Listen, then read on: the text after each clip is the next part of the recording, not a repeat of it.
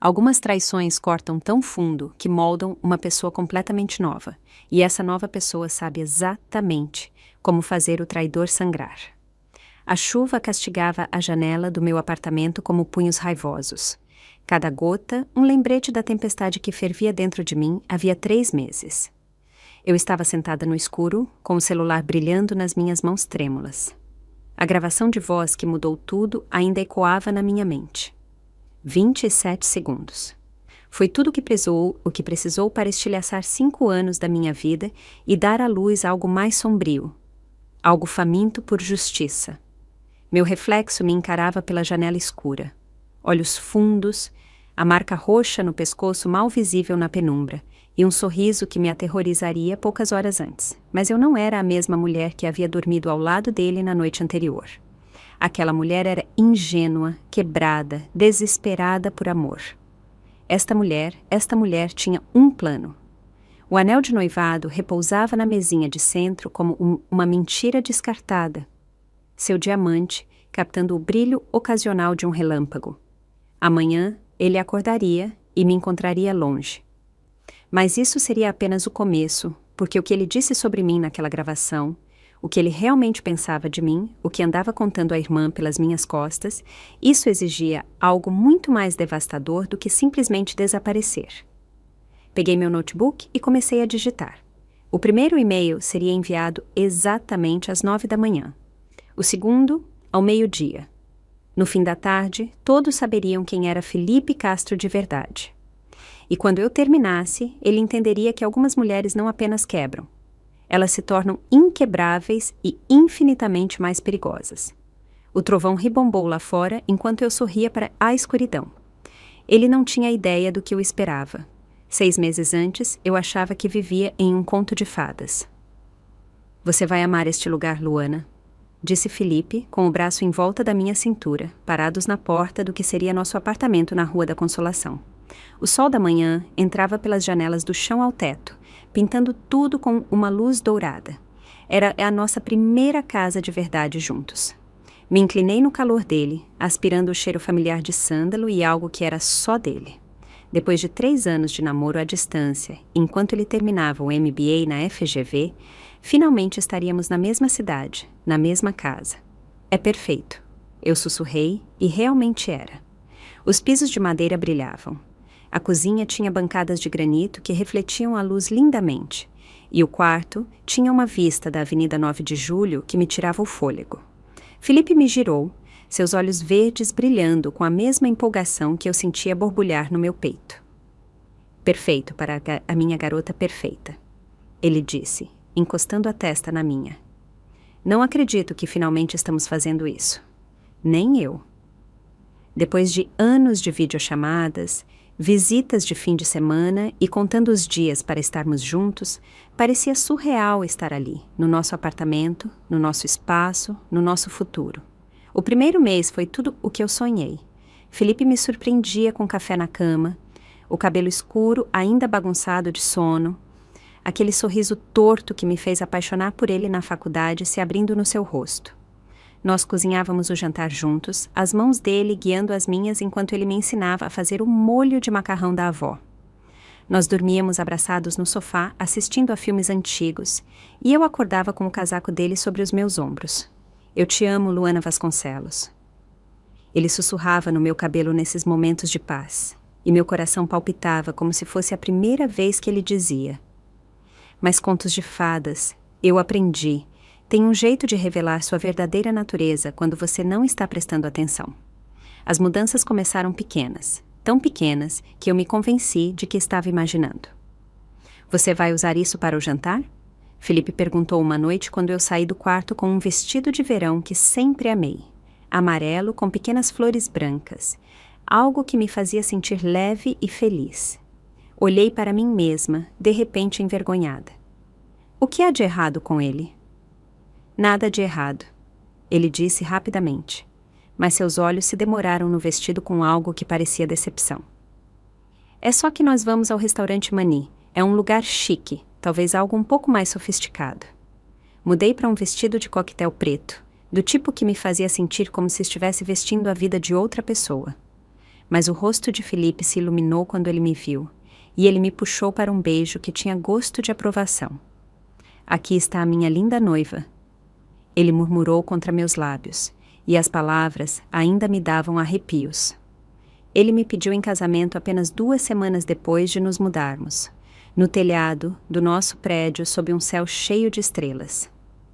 O anel era tudo o que eu sonhei, um solitário clássico que captava a luz e jogava arco-íris nas paredes. No jantar, ele pediu a comida para nós 2 sem perguntar o que eu queria. Quando mencionei isso depois, ele riu e disse que só estava tentando cuidar de mim. Você sempre demora uma eternidade para decidir, de qualquer forma, ele disse, apertando minha mão sobre a mesa. Eu sei do que você gosta. Mas ele tinha pedido salmão e eu odiava salmão. Eu comi mesmo assim, sorrindo e concordando enquanto ele falava sobre o novo emprego na firma de investimento, sobre os clientes que estava impressionando, sobre o futuro que estava construindo para nós. Os comentários sobre minha aparência se tornaram mais frequentes. Meu cabelo era muito comprido, depois muito curto quando eu o cortei. Minha maquiagem era muito dramática para o dia, muito sutil para a noite. As roupas que eu usei com confiança por anos, de repente, pareciam erradas através dos olhos dele. Muito casuais, muito formais, muito coloridas, muito sem graça. Eu só estou tentando te ajudar a mostrar o seu melhor, ele dizia quando eu ficava quieta depois das sugestões dele. Você é tão bonita, Luana. Quero que todos vejam o que eu vejo. Mas eu estava começando a me perguntar o que exatamente ele via quando olhava para mim. A primeira vez que ele levantou a voz, eu fiquei tão chocada que realmente dei um passo para trás. Você está falando sério agora? Ele estalou, com o rosto ficando vermelho enquanto encarava a fatura do cartão de crédito na mão. R$ 250 no Pão de Açúcar. O que diabos você comprou? Coisas de mercado, eu disse, minha voz mais baixa do que eu pretendia. E algumas coisas para o apartamento, toalhas. Mas já temos toalhas, Luana. Não precisamos gastar dinheiro com coisas que não precisamos. Ele jogou a fatura no balcão e eu me encolhi com o barulho. Estou trabalhando tanto para construir algo aqui, e você está simplesmente jogando dinheiro fora. Me desculpe, eu disse automaticamente, embora não tivesse certeza do que estava pedindo desculpas. Eu não pensei. Esse é o problema, ele disse, mas a voz dele estava mais suave agora, e ele segurou minhas mãos. Você não pensa em como essas coisas nos afetam o nosso futuro. Os polegares dele esfregaram círculos nas minhas palmas, e eu me senti relaxando, apesar do nó no meu estômago. Não estou bravo com você, amor. Só estou estressado com dinheiro. Você entende, né? Eu assenti porque eu entendia. Ele estava trabalhando muitas horas tentando provar seu valor na firma. A pressão estava afetando ele. Não era realmente sobre o dinheiro. Era sobre o estresse. Mas na semana seguinte, quando eu comprei as coisas de mercado com dinheiro da minha própria conta, ele ainda encontrou algo para criticar. O pão era da marca errada. O leite era muito caro. Eu estava sendo esbanjadora, descuidada, sem pensar. Talvez você devesse fazer uma lista antes de ir, ele sugeriu, com o braço em volta dos meus ombros enquanto guardávamos as compras. Planeje as refeições da semana, assim você só compra o que realmente precisamos. E eu fiz listas detalhadas e organizadas que contavam cada refeição, cada lanche, cada item doméstico que pudéssemos precisar. Eu as mostrava a Felipe antes de ir às compras, e ele assentia, aprovando e beijava minha testa. Viu só? Você está melhorando muito nisso, ele dizia, e o elogio me aquecia por dentro. Mas mesmo com as listas, havia sempre algo errado. Eu comprei a marca de molho de macarrão errada, não a que a avó dele usava. Esqueci de comprar o tipo específico de café que ele gostava. Peguei bananas que estavam muito maduras, muito verdes, muito caras. Parece que você nem está tentando. Ele disse uma noite, depois que eu aparentemente comprei o queijo errado para a lasanha que ele queria fazer. Eu pedi uma coisa simples e você não consegue nem acertar isso. As palavras me atingiram como um tapa e senti lágrimas arderem nos meus olhos. Eu estou tentando, eu disse, minha voz mal passando de um sussurro. Estou tentando muito, Felipe. A expressão dele se suavizou imediatamente e ele me puxou para os braços. Ei, me desculpe, ele murmurou no meu cabelo. Eu não quis dizer isso. Estou apenas cansado e descontei em você. Isso não é justo. Eu me derreti no abraço dele, o alívio me invadindo. Este era o Felipe por quem eu havia me apaixonado. Gentil, arrependido, carinhoso. O outro Felipe, o que estalava e criticava e me fazia sentir pequena. Esse não era realmente ele. Era apenas o estresse, apenas a pressão do novo emprego. Apenas o período de adaptação de morar junto. Eu te amo, ele sussurrou. E eu sussurrei de volta, sentindo isso com cada fibra do meu ser. Mas, com o passar das semanas, o Felipe gentil aparecia cada vez menos. O outro Felipe, o que encontrava falha em tudo o que eu fazia, que me fazia duvidar de cada decisão, que me olhava como se eu fosse uma decepção que ele estava tentando consertar, se tornou a norma. Comecei a andar sobre ovos, analisando cada palavra antes de falar, cada ação antes de agir. Isso o deixaria bravo? Isso o decepcionaria? Eu estava sendo descuidada de novo, sem pensar de novo, não sendo boa o suficiente de novo? Meus amigos começaram a comentar como se eu tinha ficado quieta quando saíamos. Você está bem, Luana? Minha melhor amiga Fernanda perguntou uma noite, quando nos encontramos para beber. Você parece diferente. Estou bem, eu disse automaticamente, a resposta que eu tinha aperfeiçoado nos últimos meses. Apenas cansada do trabalho, mas os olhos escuros de Fernanda estudaram meu rosto com a intensidade de alguém que me conhecia desde a faculdade. Você está feliz? Com o Felipe, digo, com o noivado? A pergunta me pegou de surpresa e por um momento eu não soube como responder. Eu estava feliz? Eu amava o Felipe. Eu ia me casar com ele. Nós estávamos construindo uma vida juntos. Claro que eu estava feliz.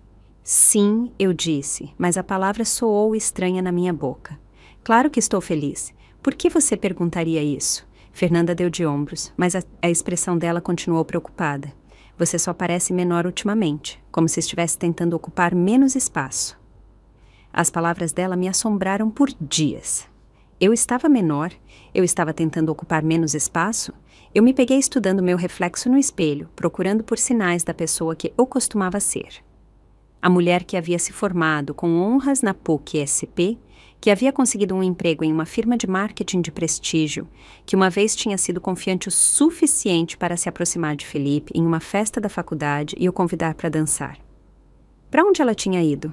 A resposta me veio lentamente, em pedaços, como um quebra-cabeça que eu não queria resolver. Ela estava desaparecendo aos poucos, crítica por crítica, correção por correção. Cada vez que Felipe me dizia que eu estava errada, eu ficava um pouco menos segura de mim mesma. Cada vez que ele consertava algo que eu tinha feito, eu me tornava um pouco mais dependente da aprovação dele. Mas eu afastei o pensamento. Isso era normal, não era?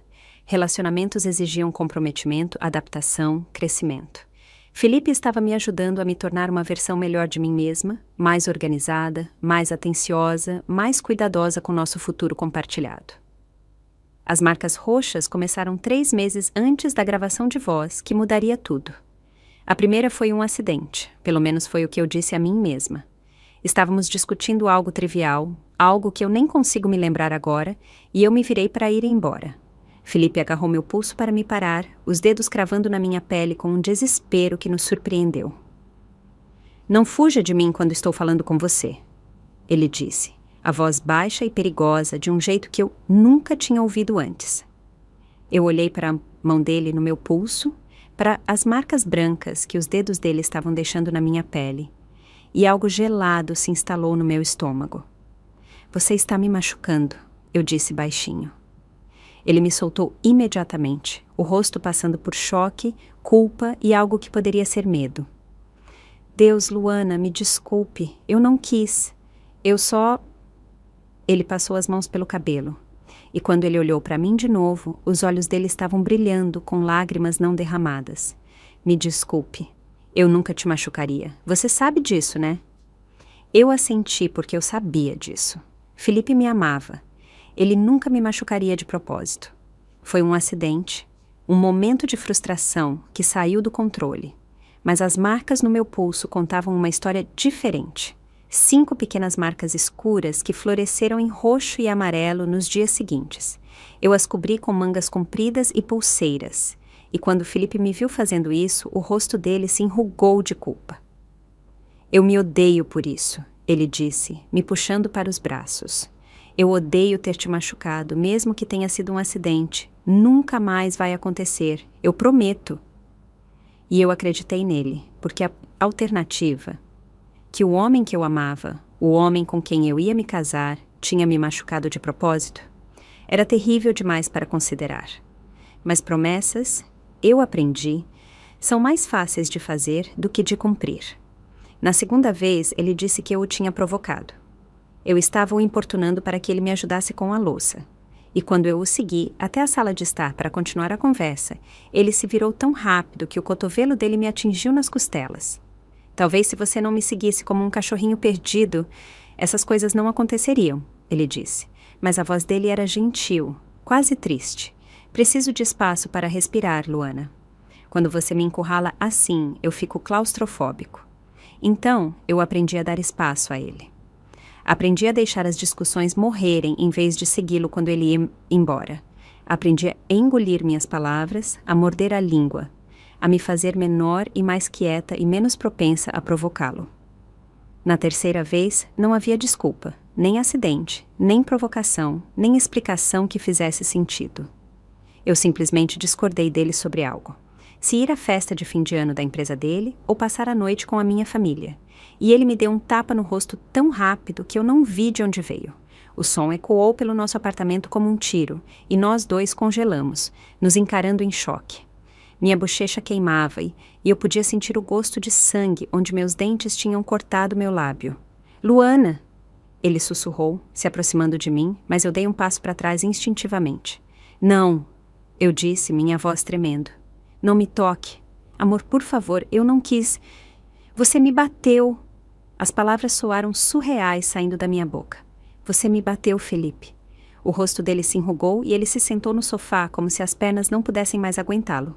Eu sei, ele sussurrou. Eu sei e me odeio por isso. Não sei o que há de errado comigo. O estresse do trabalho, a pressão, está me deixando louco. Ele olhou para mim com aqueles olhos verdes que eu uma vez pensei que eram lindos, e agora eles estavam cheios de lágrimas e desespero, e algo que parecia genuíno arrependimento.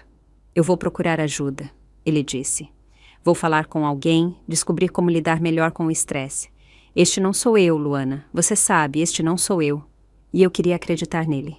Meu Deus, como eu queria acreditar nele, porque se este não fosse ele, então talvez pudéssemos consertar. Talvez pudéssemos voltar a ser o casal que cozinhava o jantar juntos e dormia assistindo a filmes e sussurrava "Eu te amo" no escuro. Tudo bem, eu disse finalmente, e o rosto dele se encheu de alívio.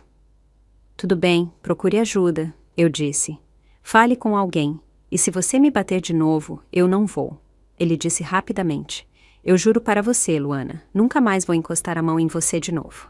Mas mesmo enquanto ele dizia isso, mesmo enquanto eu assentia e o deixava me puxar para os braços dele, uma vozinha no fundo da minha mente sussurrava que promessas de homens que batem nas mulheres que eles dizem amar não valem o fôlego com que são ditas. Eu deveria ter ouvido aquela voz. Eu deveria ter arrumado minhas malas naquela noite e nunca mais olhado para trás. Mas eu fiquei. Fiquei porque eu amava. Fiquei porque acreditava que ele podia mudar. Fiquei porque ir embora parecia admitir que os últimos 5 anos da minha vida tinham sido uma mentira e eu não estava pronta para enfrentar essa verdade. Mas a verdade tem um jeito de se revelar. Esteja você pronta ou não. E 3 meses depois, ela chegaria na forma de uma gravação de voz que Felipe nunca quis que eu ouvisse.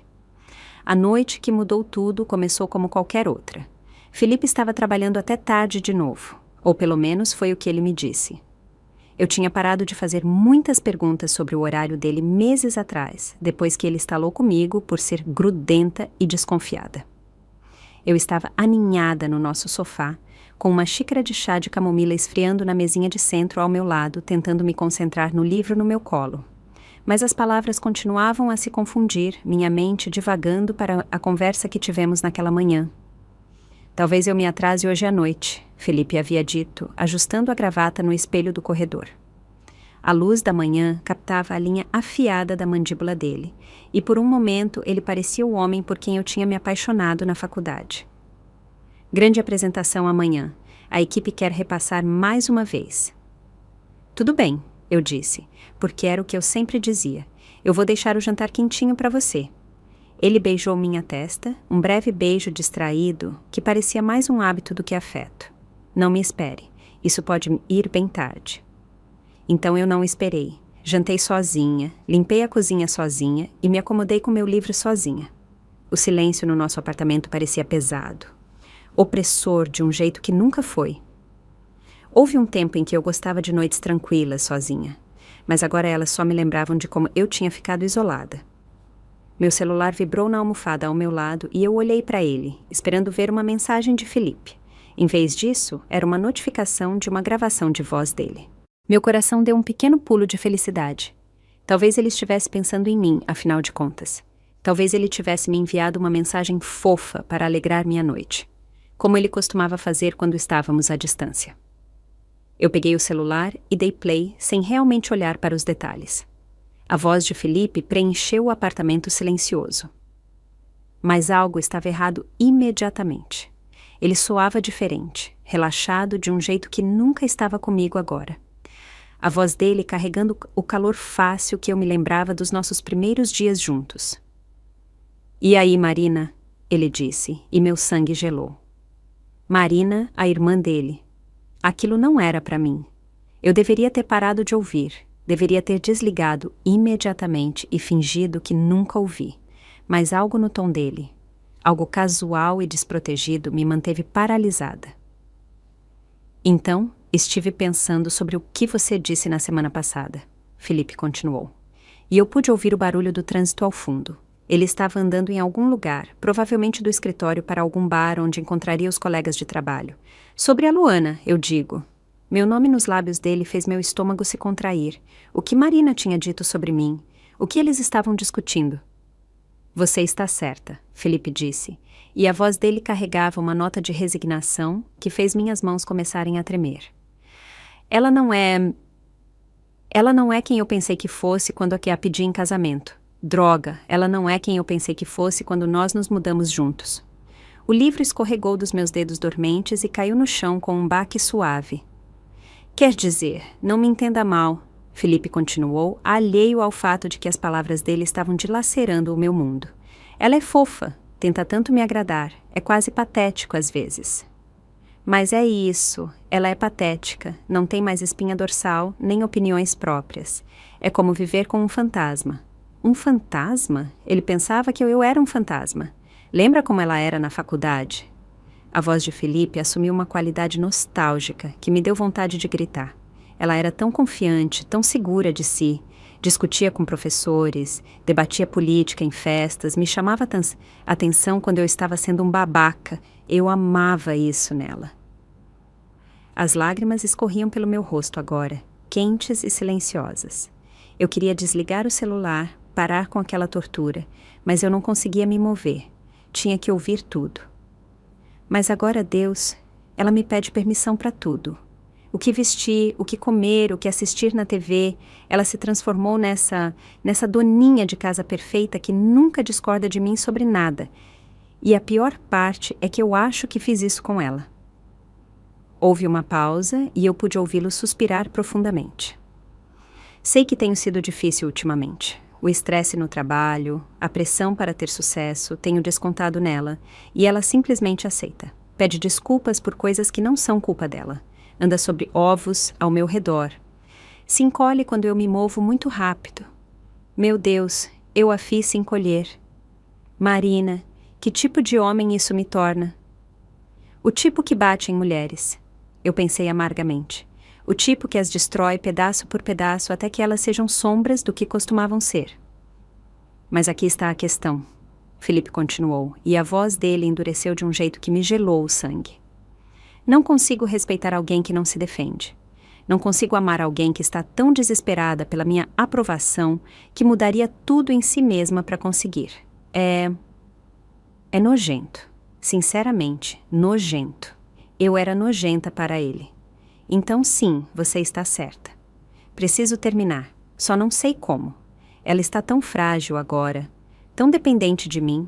Se eu terminar com ela, ela provavelmente vai se despedaçar completamente. E depois tem o apartamento, o anel, todos os planos que fizemos. Ele parou e eu pude ouvir o som de uma porta se abrindo, vozes ao fundo. Olha, estou no boteco agora. A gente conversa mais sobre isso depois, beleza? Mas você está certa. Não posso me casar com alguém que não respeito. Só preciso descobrir como ser delicado com ela. A gravação de voz terminou com um bip suave que parecia ecoar no silêncio repentino do nosso apartamento. Fiquei lá por muito tempo, olhando para o meu celular, tentando processar o que tinha acabado de ouvir. 27 segundos. Foi tudo o que foi preciso para destruir 5 anos da minha vida, para revelar a verdade. Eu tinha sido cega demais ou desesperada demais para ver. Felipe não me amava. Ele nem mesmo me respeitava. Eu era patética para ele, nojenta. Um fantasma da mulher que eu costumava ser. E ele estava planejando me deixar. Não porque percebeu que era abusivo, não porque queria procurar ajuda, mas porque eu não era mais forte o suficiente para ele, porque eu tinha o deixado me quebrar. E agora ele estava com nojo dos pedaços quebrados. A raiva que me preencheu então foi diferente de tudo o que eu já havia experimentado. Começou como um nó frio no meu estômago e se espalhou para fora como veneno, queimando pelas minhas veias até que cada célula do meu corpo estivesse gritando por justiça. Ele tinha feito isso comigo. Ele tinha sistematicamente derrubado minha confiança, minha independência, meu senso de identidade até que eu fosse exatamente o que ele descreveu. Um fantasma patético que vivia para a aprovação dele.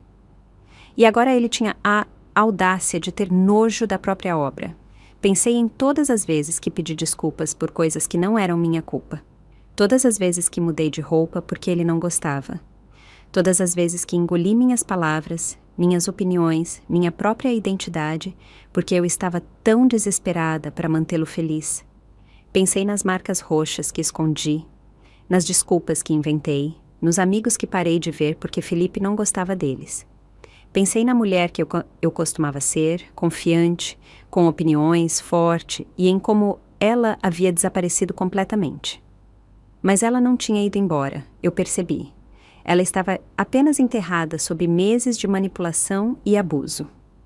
E agora, ouvindo a crueldade casual de Felipe, eu podia senti-la lutando para voltar à superfície. Meu celular vibrou com uma mensagem de Felipe. Trabalhando até tarde. Não me espere. Eu encarei a mensagem por um longo momento, então digitei de volta. Tudo bem, te amo. Mas, enquanto eu enviava, já estava planejando, porque Felipe Castro tinha cometido um erro crucial. Ele subestimou a mulher que ele tentou tanto destruir. Ele pensou que eu era fraca, patética, quebrada sem conserto. Ele pensou que eu desmoronaria quando ele me deixasse, que eu o imploraria para ficar, que eu me culparia por não ser boa o suficiente. Ele não tinha ideia de que algumas mulheres não quebram, elas se transformam. E a mulher que ele criou, através de meses de tortura psicológica, estava prestes a mostrar a ele exatamente do que ela era capaz.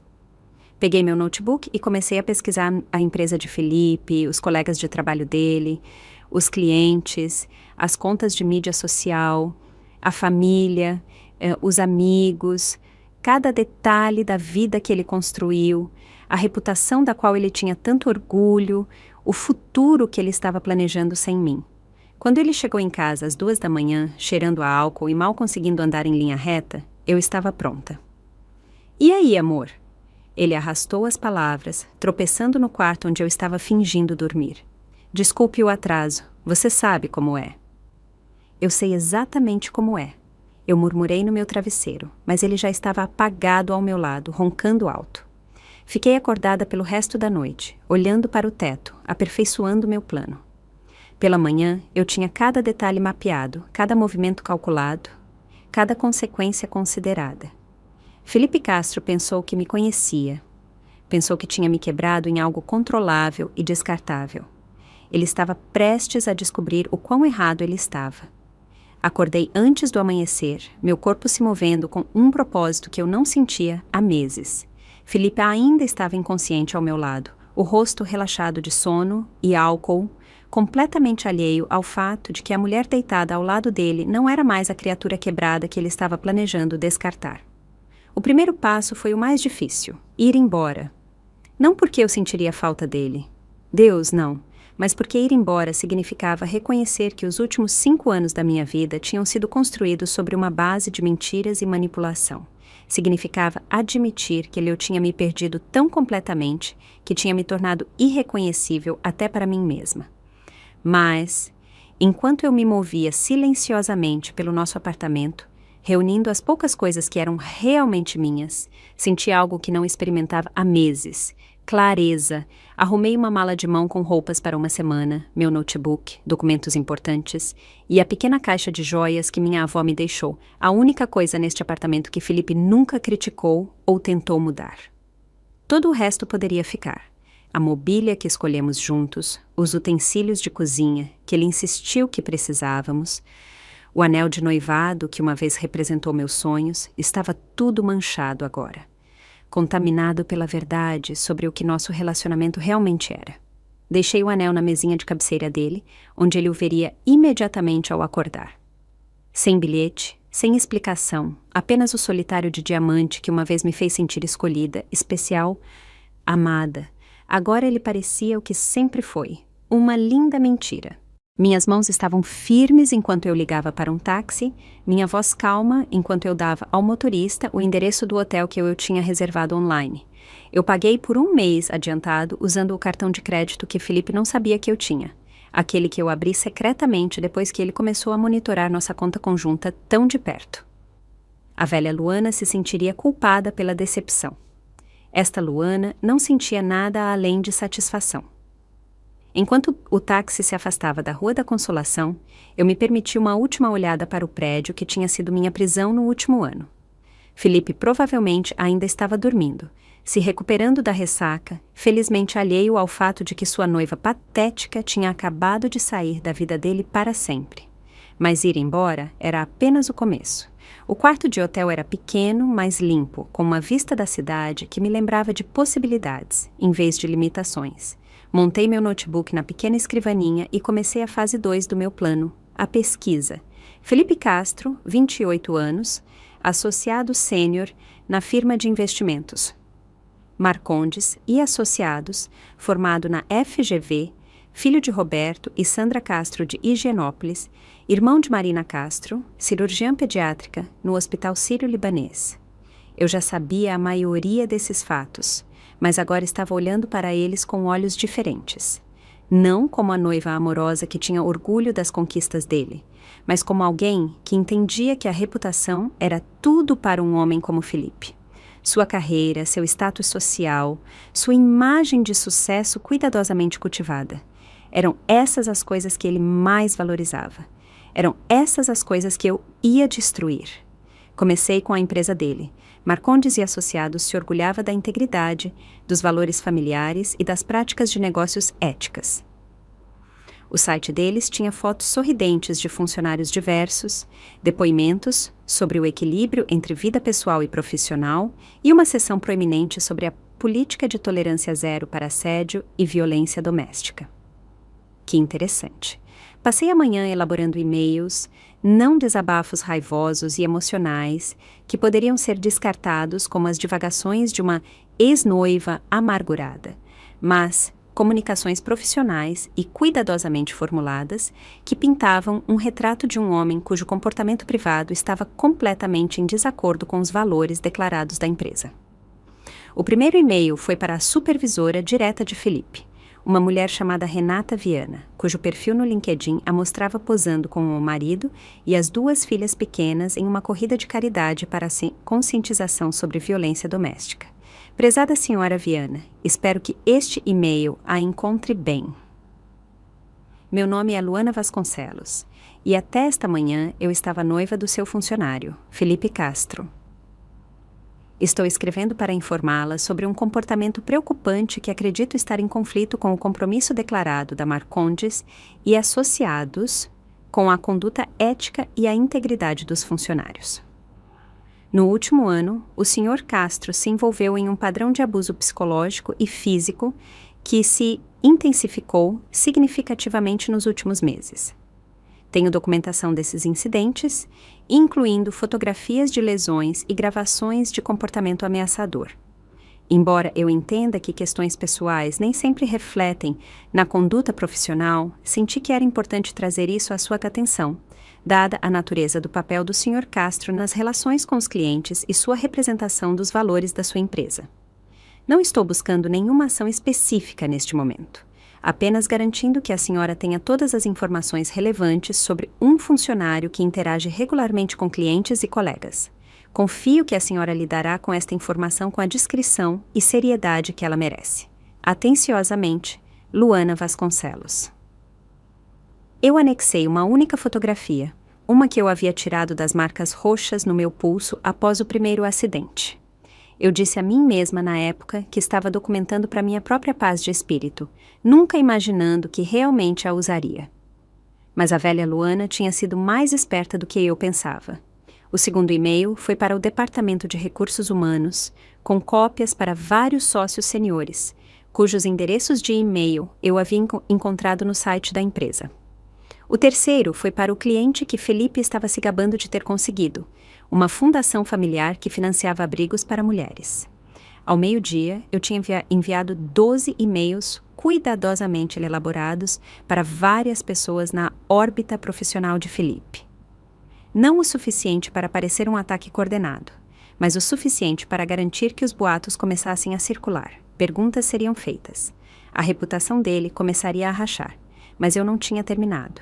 Nem perto disso. A fase 3 envolvia as mídias sociais, e isso exigia um toque mais delicado. Felipe era ativo no LinkedIn, Instagram e Facebook, cuidadosamente criando uma imagem de sucesso profissional e felicidade pessoal. Fotos nossas em eventos da empresa, fotos de férias da nossa viagem a Paraty no ano passado, posts sobre a promoção dele e nosso noivado. Eu não podia atacá-lo diretamente. Isso me faria parecer instável, vingativa. Em vez disso, comecei uma campanha sutil de contar a verdade, que lentamente corroeria a imagem perfeita que ele tinha trabalhado tanto para criar. Comecei atualizando meus próprios perfis de mídia social. Mudei meu status de relacionamento de noiva para solteira. Removi Felipe das minhas fotos de perfil, postei uma atualização de status simples. Às vezes, a coisa mais forte que você pode fazer é ir embora. Dentro de uma hora, os comentários começaram a surgir. Amigos que notaram que eu parecia diferente ultimamente. Membros da família que nunca gostaram muito de Felipe. Conhecidos da faculdade que se lembravam da mulher confiante que eu costumava ser. Você está bem, querida? Minha prima Juliana escreveu. Se precisar de qualquer coisa, estou aqui. Tão orgulhosa de você por se colocar em primeiro lugar, comentou minha antiga colega de quarto da faculdade. Você merece muito melhor. Já era tempo, escreveu Fernanda, e eu podia praticamente ouvir o alívio na voz dela, mesmo pela tela. Respondi a cada comentário com graça e gratidão, nunca mencionando o nome de Felipe, nunca lavando roupa suja em público. Mas a mensagem era clara. Eu o tinha deixado e as pessoas que me conheciam melhor estavam aliviadas. O contraste seria gritante quando os amigos e a família de Felipe começassem a fazer perguntas, quando olhassem para minhas redes sociais e vissem a onda de apoio. O alívio óbvio de pessoas que se importavam comigo. Quando eles começassem a se perguntar o que tinham perdido, que sinais tinham ignorado. No fim da tarde, meu celular estava vibrando constantemente com ligações e mensagens de pessoas que viram meus posts. Atendi algumas, ignorei outras e, cuidadosamente, formulei minhas respostas para pintar um quadro de uma mulher que encontrou a força para sair de uma situação ruim. Estou bem, eu disse à minha irmã quando ela ligou, a voz apertada de preocupação. Na verdade, estou melhor do que estive em muito tempo. O que aconteceu, Luana? Você parecia tão feliz com ele. Eu achava que sim, eu disse, e pela primeira vez me permiti que uma nota de tristeza invadisse minha voz. Mas às vezes confundimos controle com amor. Às vezes não percebemos o quão pequenos nos tornamos, até que nos lembramos de como é sentir que respiramos livremente. Minha irmã ficou em silêncio por um longo momento. Ele te machucou? Não de um jeito que deixe marcas que você possa ver, eu disse cuidadosamente. Mas sim, ele me machucou. Oh, meu bem, sinto muito, eu deveria ter visto. Não, eu a interrompi. Isso não é sua culpa, não é culpa de ninguém além dele. E agora, acabou. Mas não acabou, nem de longe. Quando a noite caiu, sentei no meu quarto de hotel e esperei. Felipe já devia ter encontrado o anel. Ele teria tentado me ligar, me mandar mensagem, talvez até ido ao meu escritório me procurar. Ele estaria confuso, depois bravo e provavelmente aliviado por eu ter facilitado o término para ele. Ele não tinha ideia do que eu esperava. Meu celular tocou às 11h47 da noite. O nome de Felipe piscou na tela e eu deixei cair na caixa postal. A mensagem de voz era exatamente o que eu esperava. Confusão disfarçada de preocupação com um tom de irritação por eu ter ousado o incomodar. Luana, que diabos? Eu acordo e você foi embora. Seu anel está na mesinha de cabeceira e você não atende o telefone. Olha, eu sei que temos tido alguns problemas ultimamente, mas isso é loucura. Apenas me ligue de volta, ok? Podemos resolver isso. Nós sempre resolvemos. Nós sempre resolvemos. Como se o nosso resolvendo as coisas não significasse sempre eu pedindo desculpas, eu mudando, eu me encolhendo para me encaixar nas expectativas dele. Eu apaguei a mensagem sem ouvi-la de novo. A segunda ligação veio 20 minutos depois. Desta vez eu atendi. Luana, graças a Deus. Onde você está? Você está bem? A voz dele estava diferente agora, mais alta, mais frenética. Os e-mails provavelmente tinham começado a chegar aos seus alvos. Eu estou bem, Felipe, eu disse, minha voz calma e firme. Melhor do que estive em meses, na verdade. O que está acontecendo? Por que você foi embora?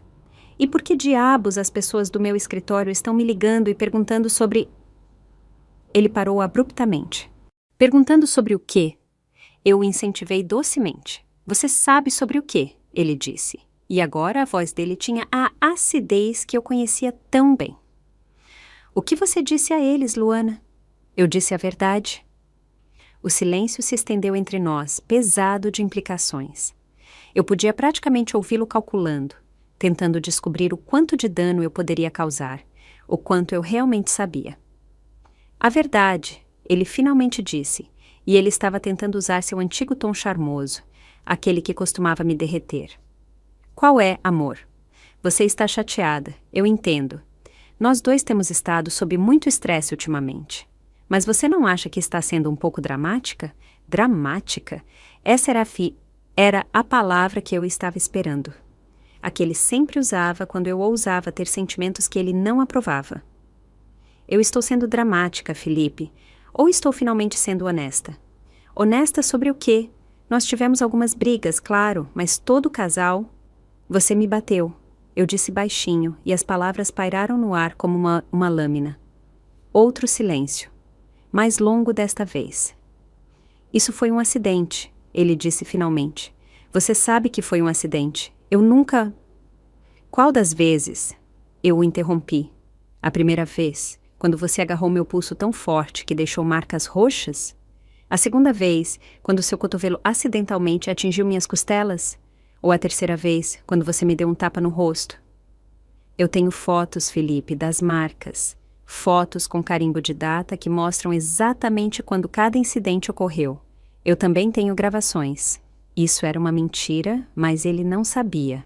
E o medo na voz dele quando ele falou de novo me disse que o blefe tinha funcionado. Gravações de quê? De você. Das coisas que você diz para mim quando pensa que estou quebrada demais para revidar. Do jeito que você fala sobre mim quando pensa que não posso ouvir. Como a gravação de voz que ele acidentalmente me enviou. Mas eu ainda não estava pronta para usar essa carta. Olha, Felipe disse, e agora ele estava em modo de controle de danos total. Eu sei que não fui perfeito. O estresse no trabalho, a pressão, tem me deixado louco, mas eu te amo, Luana. Podemos superar isso. Eu vou procurar ajuda, eu vou... Você vai o quê? Ir à terapia? Prometer mudar? Me dizer o quanto você sente muito e que nunca mais vai acontecer? Eu ri e o som foi agudo o suficiente para cortar. Eu já ouvi essa música antes, Felipe. Não estou interessada no bis. Então o quê? Você vai simplesmente destruir minha carreira por causa de alguns problemas de relacionamento? Isso é loucura, Luana. Isso é o quê? Eu perguntei quando ele parou. Isso não é você. Ele disse finalmente, e a voz dele estava mais suave agora, quase implorando. Você não é vingativa. Você não é cruel. Você é melhor do que isso. Você está certo, eu disse. A mulher com quem você viveu no último ano não é vingativa ou cruel. Ela é patética e desesperada, e tão quebrada que dá nojo até ao homem que diz amá-la. Eu ouvi a inspiração ofegante dele e soube que ele estava se lembrando da gravação de voz, se perguntando se eu de alguma forma a tinha ouvido. Mas aqui está a questão, Felipe. Eu continuei. Essa mulher não é quem eu realmente sou.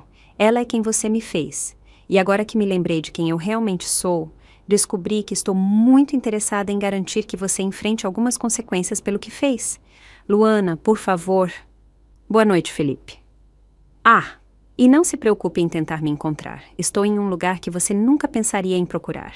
Um lugar seguro, onde posso pensar com clareza pela primeira vez em meses. Eu desliguei antes que ele pudesse responder e imediatamente bloqueei o número dele. Então abri meu notebook e comecei a fase 4. A manhã seguinte trouxe exatamente o que eu esperava. Caos. Acordei com 17 ligações perdidas de vários números de Felipe. O celular dele, o telefone do escritório, até o telefone da casa dos pais dele. Ele claramente estava desesperado o suficiente para envolver a família, o que significava que o pânico estava se instalando. Mas, mais importante, minhas sementes cuidadosamente plantadas estavam começando a germinar. O primeiro sinal veio na forma de uma notificação no LinkedIn. Felipe tinha sido marcado em um post por alguém da empresa dele, uma foto de grupo de um evento de team building com a legenda, celebrando nossos colegas incríveis que incorporam os valores da Marcondes todos os dias. Mas o rosto de Felipe tinha sido discretamente cortado da imagem, sutil, mas revelador. Fiz um café na pequena cozinha do hotel e me acomodei para assistir ao show se desenrolar. Às 10 da manhã, Felipe tinha criado um novo número de telefone e estava me ligando por ele. Eu o deixei ir para a caixa postal, depois ouvi suas mensagens cada vez mais frenéticas. Luana, sei que você está recebendo isso. A Renata Viana me chamou no escritório esta manhã. Eles estão me colocando de licença administrativa, pendente de uma investigação. Uma investigação? Luana, você entende o que isso significa para a minha carreira? Eu entendi perfeitamente. Significava que tudo estava indo conforme o plano. A próxima mensagem foi mais raivosa. Isso é loucura. Você não pode simplesmente destruir a vida de alguém porque está chateada com um término. Eu tenho direitos, Luana. Eu tenho uma reputação a proteger. A ironia era deliciosa. Felipe Castro, que passou meses sistematicamente destruindo meu senso de identidade, estava indignado que alguém pudesse danificar a reputação dele. Mas a terceira mensagem foi diferente. A voz dele era menor, mais vulnerável, e por um momento ele soou como o homem por quem eu havia me apaixonado na faculdade. Por favor, Luana, eu sei que eu errei, eu sei que te machuquei, e eu sinto muito mesmo, mas isso vai arruinar tudo pelo que eu trabalhei. Não podemos apenas conversar, não podemos resolver isso como adultos? Como adultos. Como se bater na sua noiva fosse um comportamento de adulto. Como se o abuso psicológico fosse uma maneira madura de lidar com o estresse do relacionamento. Eu apaguei as mensagens e verifiquei meu e-mail. As respostas foram melhores do que eu ousei esperar.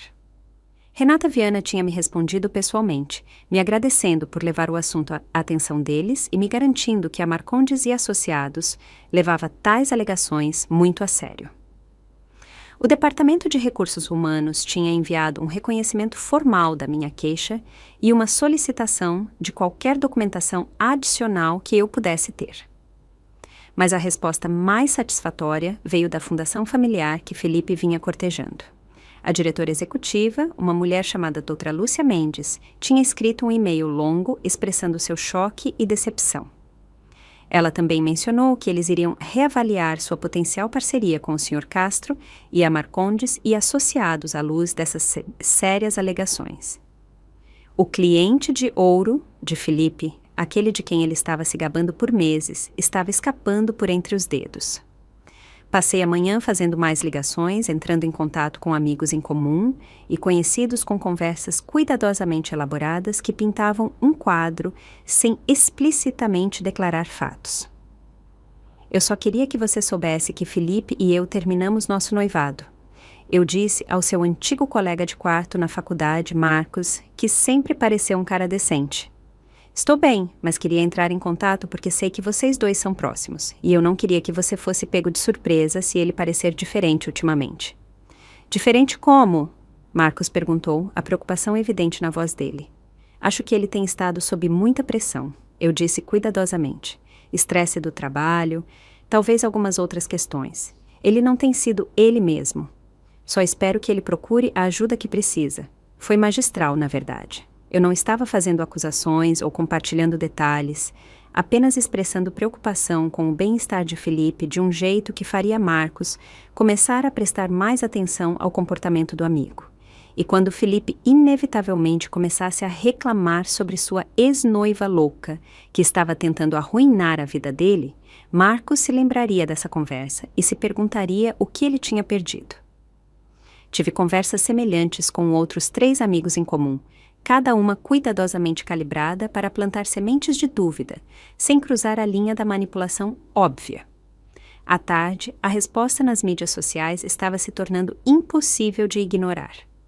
Meu post simples sobre ir embora tinha gerado mais de 200 comentários e compartilhamentos, com amigos e membros da família compartilhando suas próprias histórias de deixar relacionamentos tóxicos. A onda de apoio era genuína e avassaladora e pintava um contraste gritante com a presença online de Felipe, que tinha ficado completamente silenciosa. Esse silêncio era revelador. Felipe geralmente era ativo nas mídias sociais, postando sobre conquistas no trabalho, compartilhando artigos sobre estratégias de investimento, mantendo sua imagem de sucesso cuidadosamente cultivada. Mas hoje, nada.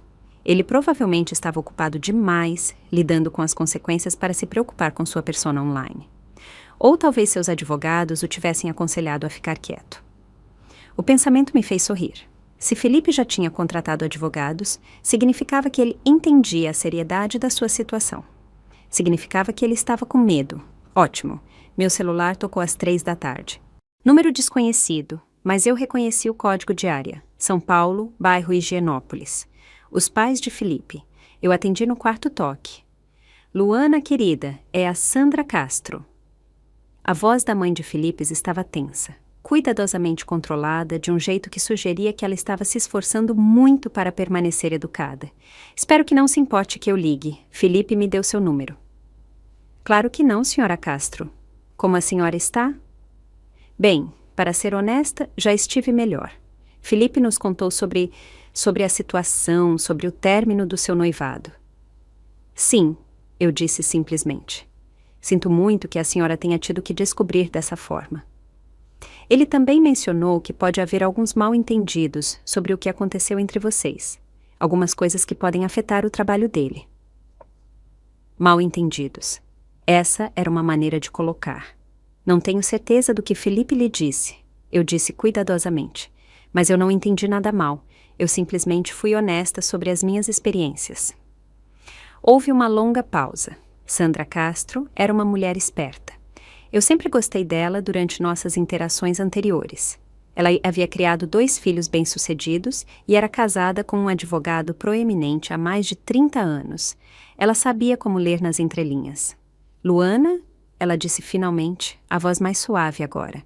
Meu filho te machucou? A pergunta pairou no ar entre nós, pesada de implicações. Eu poderia mentir, desviar, proteger o relacionamento de Felipe com a família dele. A velha Luana poderia ter feito exatamente isso, mas a velha Luana tinha ido embora. Sim, eu disse baixinho. Ele machucou. Ouvi a inspiração ofegante dela, seguida por um longo silêncio. Sinto muito, ela sussurrou finalmente. Sinto muito mesmo. Eu não tinha ideia. Ele parecia tão... Ele sempre falava sobre você com tanto amor. Tenho certeza que sim, eu disse, e eu acreditei nisso.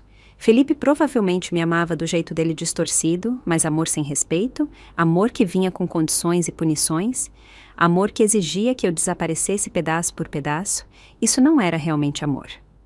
O que eu posso fazer? Sandra perguntou. Como posso ajudar? A pergunta me surpreendeu. Eu esperava que ela defendesse o filho, que inventasse desculpas, que tentasse minimizar o que tinha acontecido. Em vez disso, ela estava se oferecendo para me ajudar. Apenas não invente desculpas para ele, eu disse. Não deixe que ele a convença de que a culpa foi minha, ou que estou exagerando, ou que foi apenas estresse do trabalho. O que ele fez comigo, ele escolheu fazer. E se ele não enfrentar as consequências reais, ele fará isso com outra pessoa. Você está certa, ela disse, e a voz dela estava mais forte agora. Você está absolutamente certa. Eu o criei para ser melhor do que isso. Nós o criamos para ser melhor do que isso. Depois que desligamos, sentei no meu quarto de hotel e senti algo que não experimentava há meses: validação. A própria mãe de Felipe acreditou em mim. Ela não estava inventando desculpas ou tentando protegê-lo. Ela estava o responsabilizando. Era mais do que eu ousei esperar. Mas o dia ainda não tinha acabado. Às 18h, meu celular vibrou com uma mensagem de um número desconhecido. Precisamos conversar. Me encontre no Café São Paulo, na Rua da Augusta. 1h. Venha sozinha. Marina, a irmã de Felipe. Eu encarei a mensagem por um longo tempo, ponderando minhas opções. Encontrar com Marina poderia ser perigoso. Ela poderia estar tentando ajudar Felipe, me convencer a recuar, encontrar alguma maneira de minimizar o dano que eu estava causando. Mas também poderia ser uma oportunidade. Marina era com quem Felipe estava conversando naquela gravação de voz. A que aparentemente concordou que ele deveria me deixar. Ela sabia coisas sobre o irmão que eu não sabia, tinha visto lados dele que ele tinha mantido escondidos de mim. E se eu fosse muito cuidadosa, muito inteligente, eu poderia ser capaz de transformar a própria irmã de Felipe em uma aliada. Peguei meu casaco e saí pela porta. O Café São Paulo estava lotado com a correria pós-trabalho, o ar pesado com o cheiro de café e o zumbido baixo de conversas. Eu localizei Marina imediatamente. Ela tinha os olhos verdes e o cabelo escuro de Felipe, mas onde as características dele haviam se tornado afiadas com crueldade no último ano, as dela permaneciam suaves com o que parecia ser uma preocupação genuína. Ela estava sentada em uma cabine de canto, as mãos em volta de uma xícara de café, como se estivesse tentando se aquecer por dentro. Quando ela me viu me aproximando, ela se levantou rapidamente e eu fiquei surpresa ao ver lágrimas nos olhos dela. Luana, ela disse, e a voz dela estava embargada de emoção. Obrigada por vir. Eu não tinha certeza se você viria. Eu deslizei para a cabine em frente a ela, estudando o rosto dela cuidadosamente. Seu irmão a enviou, não é? Para tentar me convencer a recuar. O riso de Marina foi amargo. Felipe não sabe que estou aqui. Se soubesse, provavelmente nunca mais falaria comigo. Ela tomou um gole trêmulo do café dela. Eu vim porque te devo um pedido de desculpas, um enorme. Isso não era o que eu esperava. Eu tinha me preparado para manipulação, para chantagem emocional, para tentativas de me fazer sentir pena de Felipe. Eu não tinha me preparado para um pedido de desculpas. Pelo quê? Eu perguntei cuidadosamente. Por não ter me manifestado antes. Por não ter visto o que estava acontecendo com você. Por... Ela parou, os olhos se enchendo de novas lágrimas. Por incentivá-lo a te deixar em vez de incentivá-lo a procurar ajuda. Meu sangue gelou. Então ela tinha feito parte daquelas conversas, tinha aconselhado Felipe sobre o relacionamento dele, mas as palavras dela sugeriam algo diferente do que eu tinha presumido. O que você quer dizer? Eu perguntei. Marina colocou a xícara de café no balcão com as mãos trêmulas. Felipe tem me ligado há meses, reclamando de você, de como você mudou, de como você não era mais a mulher por quem ele se apaixonou, de como você era grudenta e carente e... Ela engoliu em seco. E patética. Cada palavra me atingiu como um golpe físico, mesmo que eu já as tivesse ouvido na gravação de voz.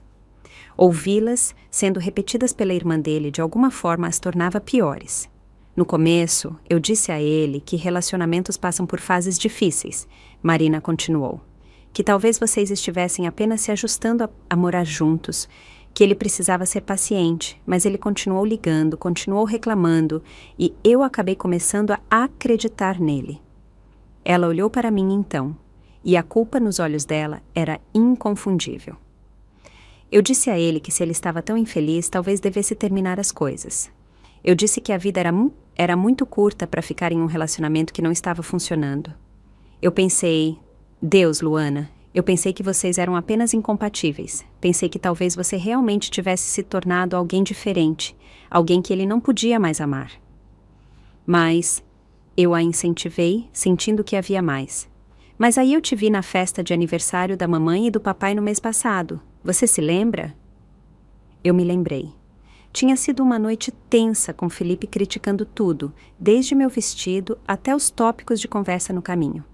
Quando chegamos, eu já estava andando sobre ovos, aterrorizada de fazer qualquer coisa que pudesse irritá-lo.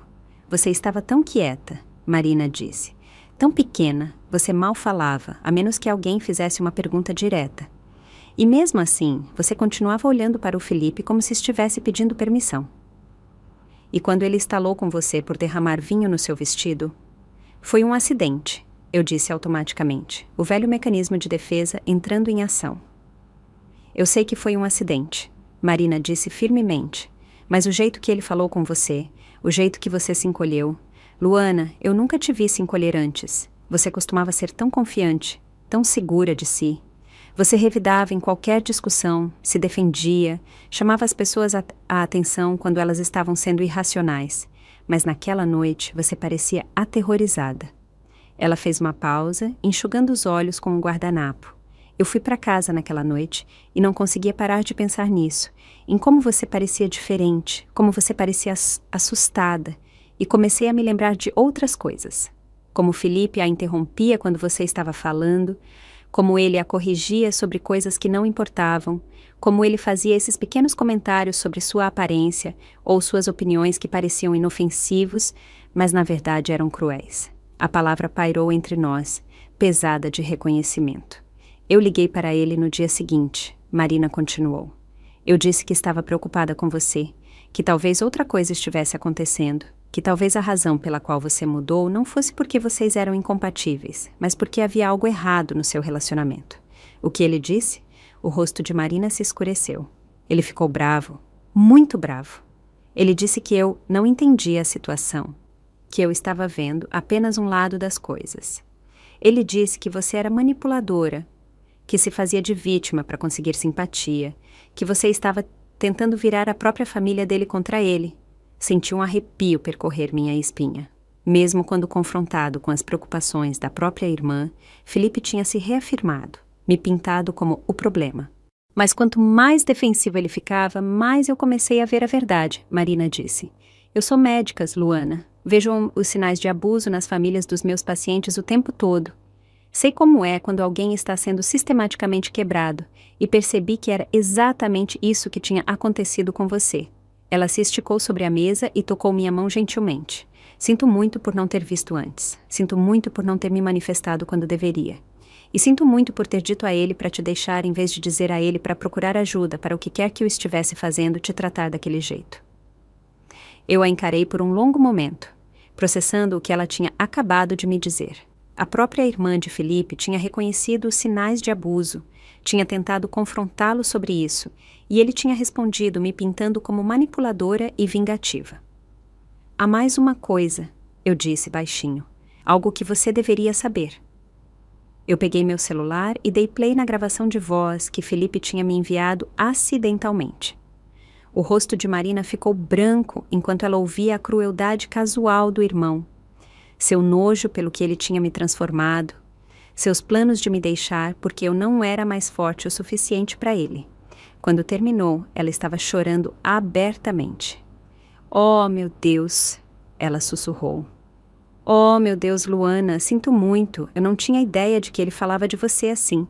Quando ele me ligou na semana passada, ele fez parecer que vocês estavam apenas se distanciando, que era uma incompatibilidade mútua. Ele nunca disse... Ele nunca me disse que achava você patética, mas você disse a ele que ele deveria me deixar. Eu disse, não de forma acusatória, apenas afirmando um fato. Sim, ela admitiu, mas não porque eu pensei que você era o problema. Eu disse a ele que se ele não podia te amar e te respeitar do jeito que você merecia, então ele deveria te deixar ir para que você pudesse encontrar alguém que o fizesse. Eu pensei que talvez se ele fosse embora, você teria a chance de se curar, de se tornar você mesma de novo. Eu estudei o rosto dela, procurando por sinais de engano, mas tudo o que vi foi um arrependimento genuíno e raiva. Raiva do irmão dela pelo que ele tinha feito e dela mesma por não ter impedido antes. Por que você está me contando isso? Eu perguntei. Porque o que você está fazendo, expondo-o, garantindo que haja consequências, é exatamente o que deveria acontecer. Felipe sempre conseguiu se safar dos problemas com seu charme, convencer as pessoas de que os problemas dele eram culpa de outra pessoa. Mas desta vez ele não pode. Desta vez há evidências. Há testemunhas. Há você se recusando a ser silenciada. Ela se inclinou para frente, os olhos intensos. Eu quero te ajudar, ela disse. Quero ter certeza de que ele enfrente as consequências reais pelo que fez. Não apenas perder o emprego, mas entender que as ações dele destruíram vidas, que ele se tornou alguém que nossos pais não o criaram para ser. Como? Eu perguntei. Marina ficou quieta por um momento, depois pegou o próprio celular. Felipe não sabe disso, mas eu tenho gravado nossas conversas no último mês, desde que comecei a suspeitar do que realmente estava acontecendo. Eu sou uma denunciante obrigatória por lei, Luana, ela explicou. Quando eu suspeito de abuso, eu tenho que documentar. Comecei a gravar nossas ligações como evidência caso algo acontecesse com você, caso você precisasse de prova de como ele realmente é. Ela rolou a tela do celular e me mostrou uma lista de arquivos de áudio, cada um com data e rotulado com o nome de Felipe. Há horas de gravações aqui, Luana. Felipe falando sobre você, sobre o relacionamento de vocês, sobre as coisas que ele fez. Ele disse coisas pra mim que nunca diria em público, coisas que mostram exatamente quem ele realmente é. Eu olhei para o celular, mal ousando acreditar no que estava vendo. Você estaria disposta a compartilhar isso? Eu estaria disposta a fazer mais do que isso, Marina disse firmemente. Eu estaria disposta a testemunhar se for preciso, a ir para os autos e contar o que observei, o que ouvi. Felipe é meu irmão e eu o amo, mas o que ele fez com você é imperdoável. E se eu não me manifestar agora, ele fará isso com outra pessoa. Pela primeira vez, desde que ouvi aquela gravação de voz, senti lágrimas arderem nos meus olhos. Mas não eram lágrimas de dor ou raiva. Eram lágrimas de alívio. Eu não estava sozinha nisso. A própria irmã de Felipe estava disposta a ficar ao meu lado, a me ajudar a ter certeza de que ele enfrentasse as consequências das suas ações. Há mais uma coisa, Marina disse baixinho. Algo que você deveria saber sobre o histórico de Felipe. Eu olhei para ela, esperando. Você não foi a primeira, ela disse, e a voz dela estava mal passando de um sussurro. Havia uma garota na faculdade, Renata. Eles namoraram por cerca de 1 ano. E perto do final ela mudou. Ficou quieta, retraída. Ela terminou com ele, de repente, e não quis dizer a ninguém o porquê. Na época, todos nós pensamos que ela estava sendo dramática, que talvez tivesse encontrado outra pessoa. Meu sangue gelou. Mas agora você acha? Agora eu acho que Felipe tem feito isso há anos, Marina disse. Acho que ele tem um padrão de encontrar mulheres fortes e confiantes e as quebrar sistematicamente até que elas sejam sombras de si mesmas. E então, quando ele fica entediado com o que ele criou, ele as descarta e vai para outra. As implicações me atingiram como um golpe físico. Eu não era a primeira vítima de Felipe. Havia outras antes de mim, e se ele não fosse parado, haveria outras depois de mim. Tentei encontrar a Renata, Marina continuou, entrar em contato com ela para ver se ela estaria disposta a conversar, mas ela desapareceu completamente das mídias sociais, mudou de nome, se mudou para o outro lado do país. É como se ela estivesse tentando apagar cada vestígio de quem ela costumava ser. Ou como se ela estivesse se escondendo de alguém que a tinha destruído tão completamente que ela não aguentava ser encontrada. Temos que pará-lo, eu disse, e minha voz estava mais forte do que esteve em meses. Temos que ter certeza de que ele não pode fazer isso com mais ninguém. Marina assentiu. Eu sei, e acho que sei como. Ela se inclinou para essa frente, abaixando a voz, mesmo que o café estivesse barulhento o suficiente para ninguém nos ouvir. A empresa de Felipe não está apenas o investigando por causa da sua queixa, ela disse. Houve outras queixas, boatos sobre o comportamento dele com colegas de trabalho mulheres, perguntas sobre a conduta dele em eventos da empresa. Seu e-mail foi apenas a última peça de evidência que eles precisavam para agir. Como você sabe disso? Porque conheço alguém que trabalha lá. Uma amiga da faculdade de medicina, cujo marido é sócio na Marcondes. Ela tem me contado sobre os boatos, as preocupações que vêm se acumulando há meses. Felipe acha que tem sido sutil, mas aparentemente ele não foi tão cuidadoso quanto pensava. Isso era melhor do que eu ousei esperar. Felipe não estava apenas enfrentando as consequências pelo que ele tinha feito a mim. Ele estava enfrentando as consequências por um padrão de comportamento que estava se formando há meses, talvez anos. O que você precisa de mim? Eu perguntei. Continue fazendo o que você está fazendo, Marina disse. Continue falando a verdade. Continue se recusando a ser silenciada. E quando a hora chegar, quando eles precisarem de testemunhas, quando eles precisarem de evidências, esteja pronta para ir a um tribunal e contar a sua história. E você vai ficar ao meu lado? Eu vou ficar ao seu lado, ela disse firmemente. Felipe é meu irmão, mas você é a vítima aqui. E eu serei condenada se o deixar destruir a vida de outra mulher só porque eu fui covarde demais para me manifestar. Ficamos em silêncio por um momento, o peso do que estávamos planejando se instalando entre nós.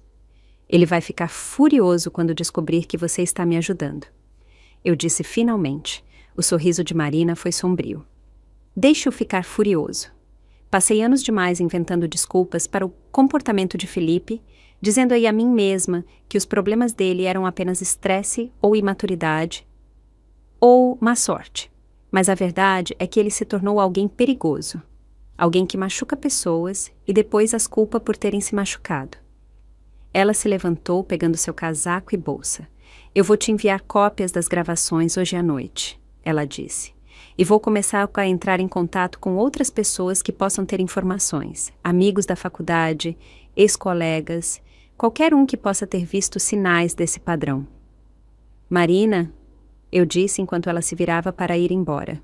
Obrigada por acreditar em mim, por me ajudar, por me ver. Os olhos dela se encheram de lágrimas de novo. Eu deveria ter te visto antes, ela disse. Eu deveria ter te protegido quando tive a chance. Mas vou me certificar de que Felipe nunca mais tenha mais chance de machucar mais ninguém do jeito que ele te machucou. Depois que ela saiu, eu sentei no café por um longo tempo, processando tudo o que tinha acabado de acontecer. A própria irmã de Felipe agora estava trabalhando contra ele. A empresa dele estavam investigando por um padrão de comportamento, não apenas pela minha queixa isolada. Havia gravações dele revelando sua verdadeira natureza, testemunhas que tinham visto os sinais de abuso. A teia que eu comecei a tecer naquela manhã estava se tornando mais forte, mais complexa, mais inescapável, mas eu ainda não tinha terminado. Nem de longe. Peguei meu celular e comecei a digitar um novo e-mail. Este iria para Renata, a namorada de Felipe na faculdade. Marina pode não ter conseguido encontrá-la, mas eu tinha recursos que ela não tinha. Eu tinha uma motivação que ela não podia igualar. E eu tinha a sensação de que Renata estava esperando há anos para alguém lhe fazer as perguntas certas. Felipe Castro pensou que ele poderia destruir mulheres e sair ileso. Ele pensou que suas vítimas ficariam em silêncio, quebradas, escondidas. Ele estava prestes a aprender o quão errado ele estava. 3 dias depois, o mundo de Felipe começou a desmoronar de vez. Acordei no meu quarto de hotel com 17 ligações perdidas e 43 mensagens de texto. Não de Felipe desta vez, mas de números que eu não reconhecia. A notícia lhe estava se espalhando mais rápido do que eu tinha previsto, e as pessoas estavam escolhendo lados. A primeira ligação que retornei foi da Renata Viana, da Marcondes e Associados. Senhora Vasconcelos, ela disse, a voz profissional, mas calorosa. Obrigada por atender minha ligação. Eu queria atualizá-la sobre nossa investigação sobre a conduta do Sr. Castro. Sentei-me mais ereta, meu coração disparado. Claro, com base na sua queixa e em várias outras que vieram à tona, decidimos rescindir o contrato do Sr. Castro com efeito imediato.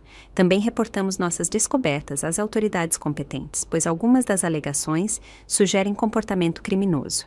Comportamento criminoso.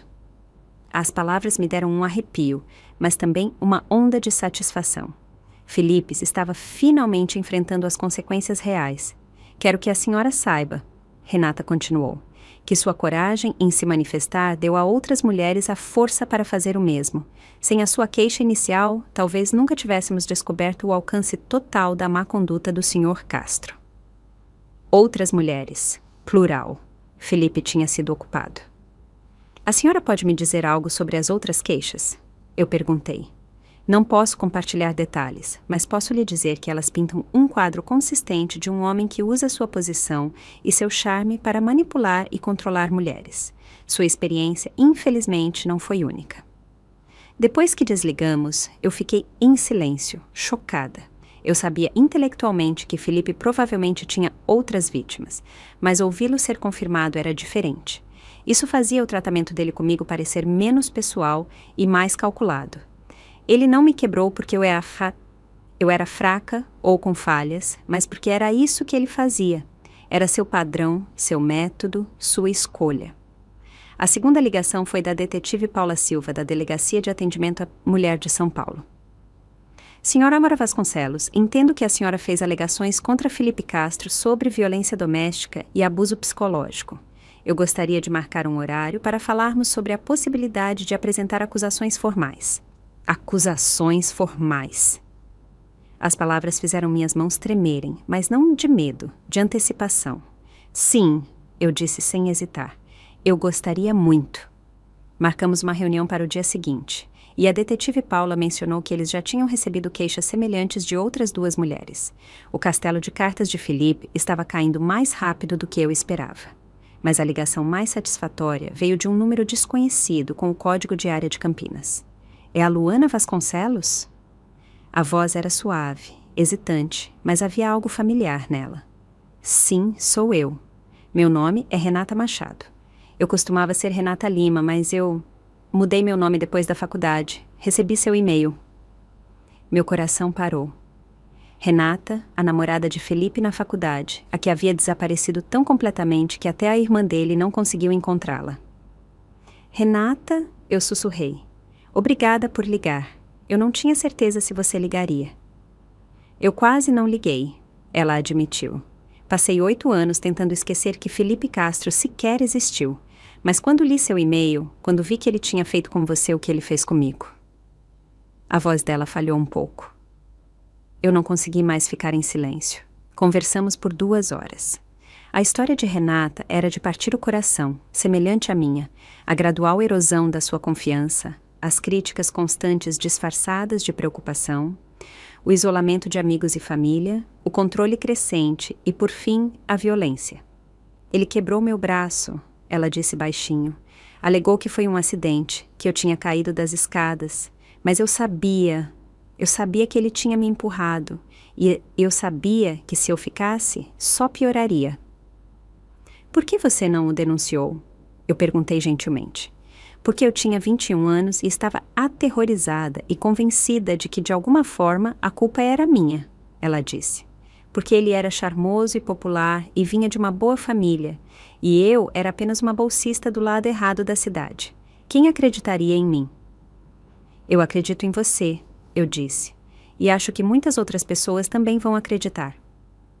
Renata ficou em silêncio por um longo momento. Você realmente acha que podemos pará-lo? Eu acho que já estamos o parando, eu disse. Ele perdeu o emprego. Está sob investigação criminal e a reputação dele está em ruínas. Mas mais importante, estamos garantindo que todos saibam quem ele realmente é. A próxima mulher que ele tentar encantar não estará indo às cegas. Eu quero ajudar, Renata disse de repente. Quero testemunhar ou dar uma declaração ou o que você precisar. Passei 8 anos me escondendo. Mas estou cansada de ter medo. Estou cansada de deixá-lo vencer. No final da semana, a situação de Felipe tinha ido de ruim a catastrófica. A história foi publicada em um blog de notícias local que se especializava em expor homens poderosos que abusavam de mulheres.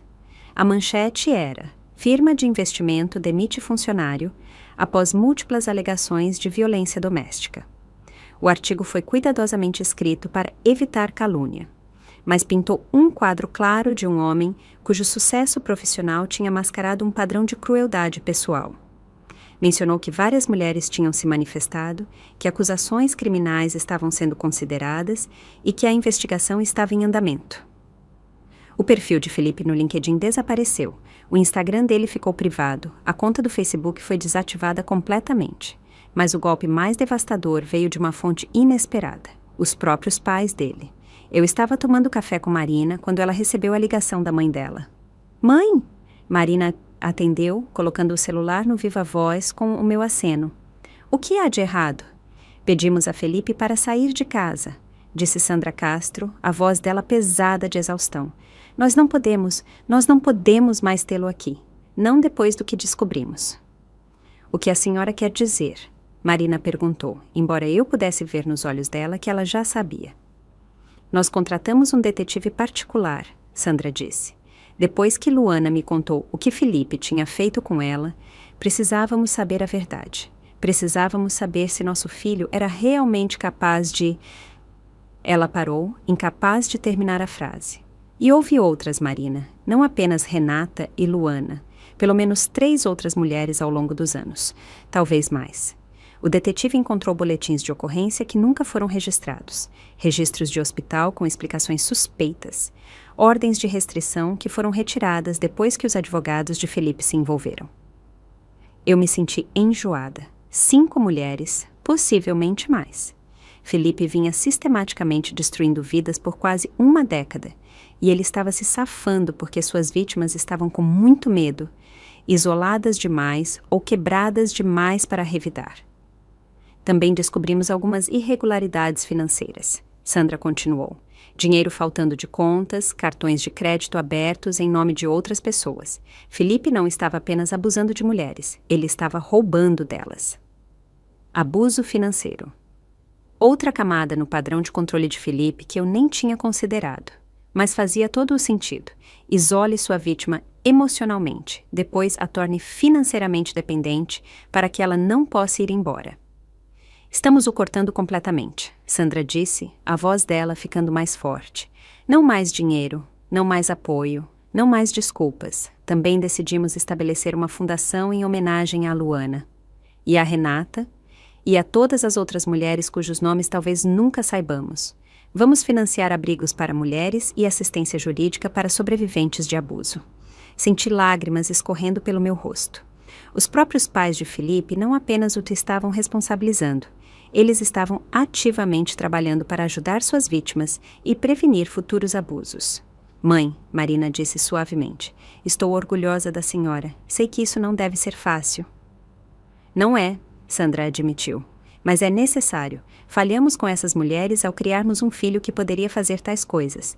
O mínimo que podemos fazer agora é tentar fazer as pazes. Depois que a ligação terminou, Marina e eu ficamos em silêncio por um longo tempo. Ele está completamente sozinho agora, ela disse finalmente. Sem emprego, sem apoio familiar, sem amigos que se associarão a ele. A reputação dele está destruída. Ele está enfrentando acusações criminais e todas as pessoas que ele já machucou estão finalmente se manifestando. Ótimo, eu disse, e eu acreditei nisso. Ele merece se sentir tão isolado e impotente quanto ele nos fez sentir. Mas, mesmo enquanto eu dizia isso, eu sabia que não se tratava mais de vingança.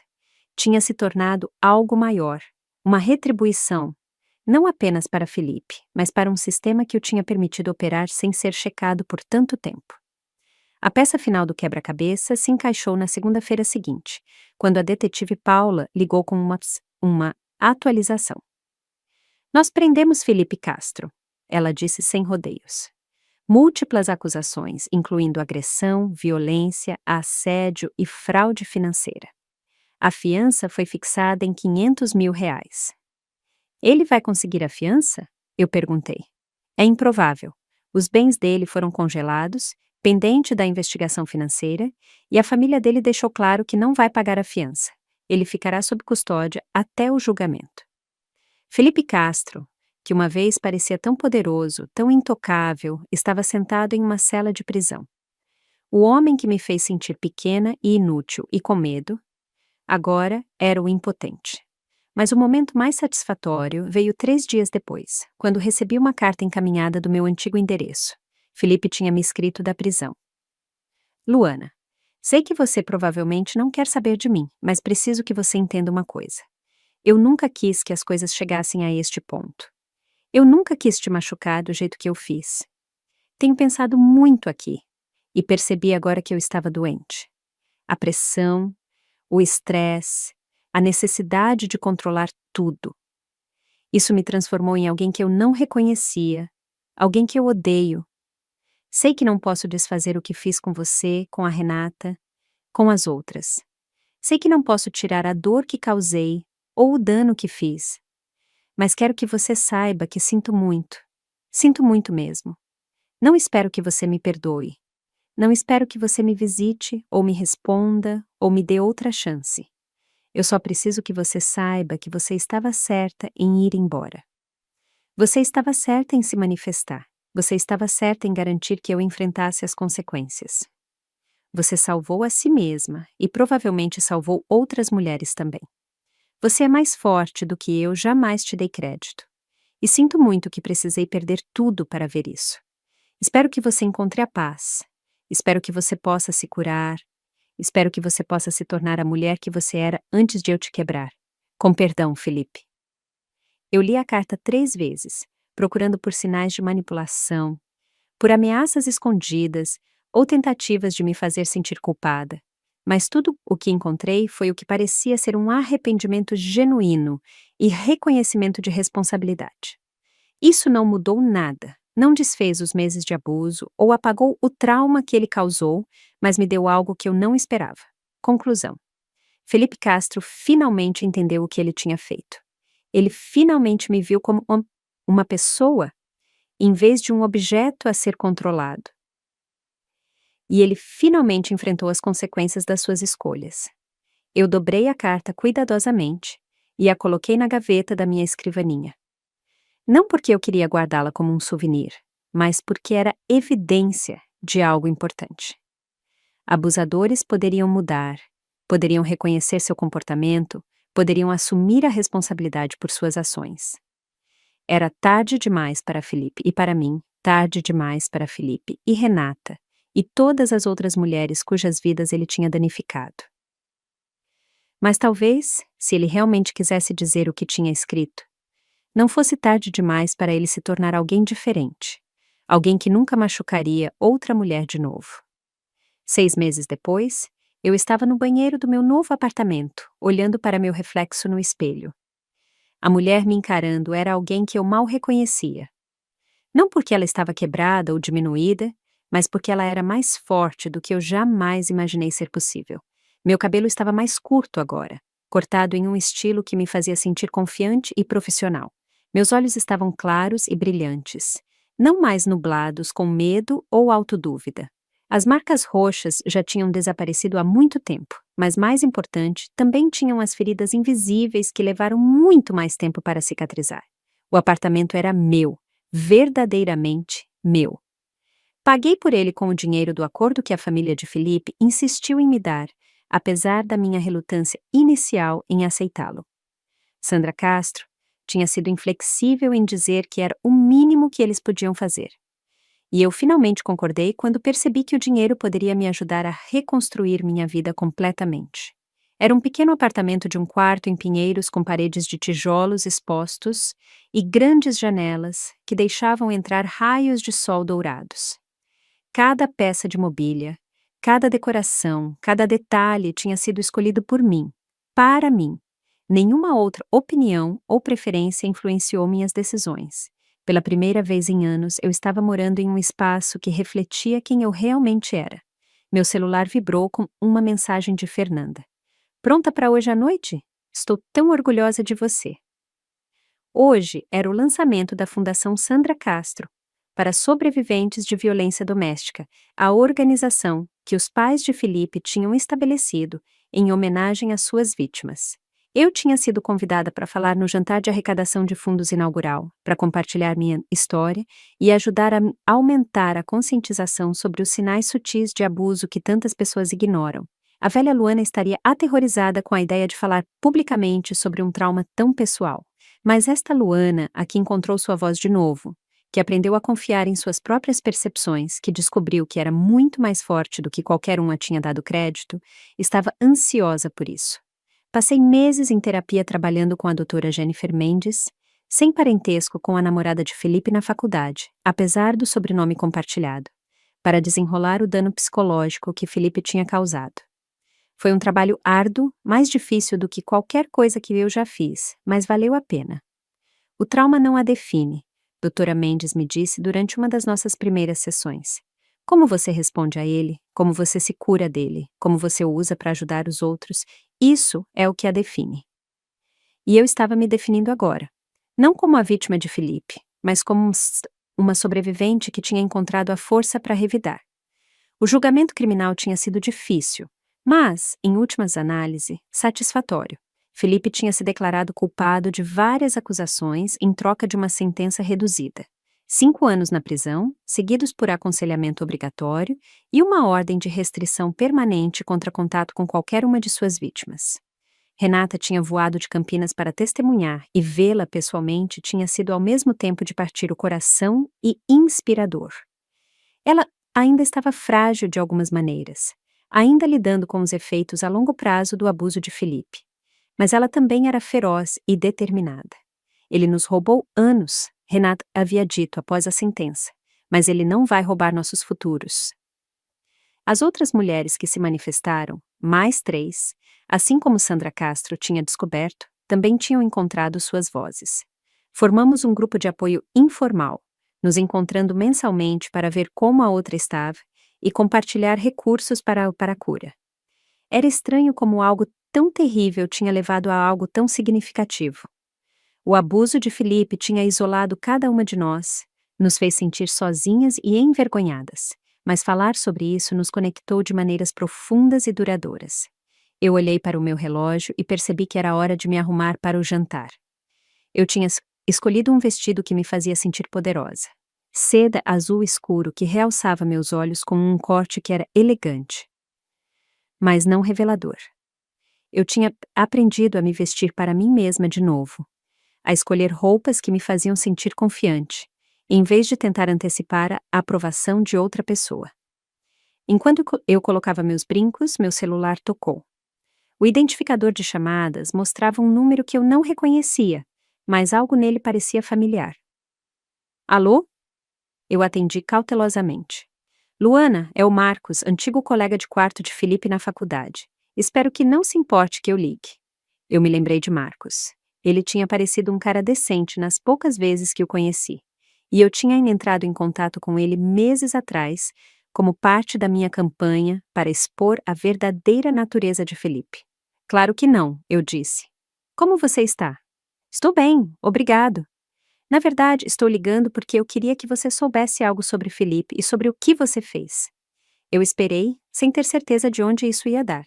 Depois que tudo veio à tona, depois da prisão e do julgamento, comecei a pensar em coisas que vi ao longo dos anos, coisas que ignorei porque Felipe era meu amigo e eu não queria acreditar que ele era capaz de...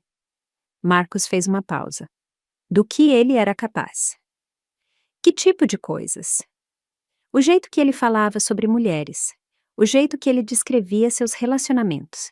Eu sempre pensei que ele era apenas um cara normal, sabe? Reclamando de namoradas, fazendo piadas que talvez fossem um pouco maldosas, mas não sérias. Mas, olhando para trás, posso ver que era mais do que isso.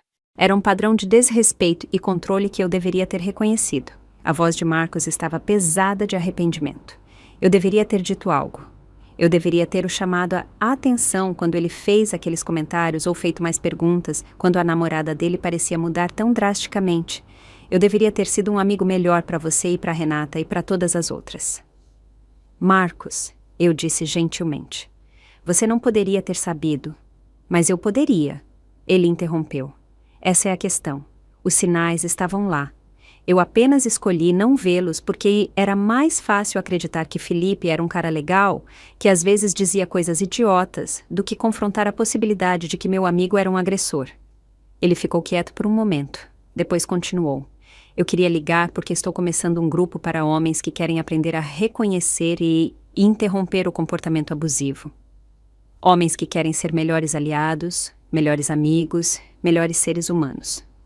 E eu queria perguntar se você estaria disposta a falar conosco em algum momento, para nos ajudar a entender o que deveríamos estar procurando, o que deveríamos estar fazendo de diferente. O pedido me surpreendeu, mas também me encheu de esperança. A mudança não tinha que vir apenas de sobreviventes se manifestando.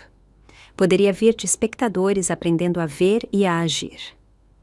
Eu ficaria honrada em falar para o seu grupo, eu disse. Obrigada por fazer este trabalho, Marcos. Obrigada por estar disposto a olhar para o seu próprio comportamento e mudá-lo. Obrigado por ter sido corajosa o suficiente para se manifestar, ele respondeu. Você salvou vidas, Luana. Você sabe disso, né?